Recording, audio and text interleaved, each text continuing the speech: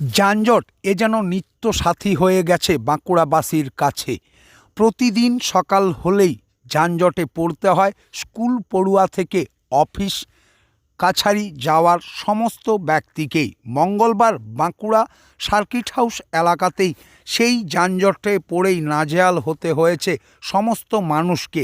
এলাকার মানুষের বক্তব্য, একটি সরকারি দপ্তরের গাড়ি ভুল পথে ঢুকে পড়ায় এই যানজটের সৃষ্টি।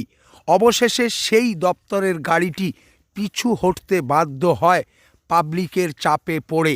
ঘটনার খবর যেতেই তৎক্ষণাৎ ঘটনাস্থলে পৌঁছায় বাঁকুড়া সদর ট্রাফিকের ওসি রাজেন বাউরি এবং ট্রাফিকের অন্যান্য সহকারী কর্মীরা।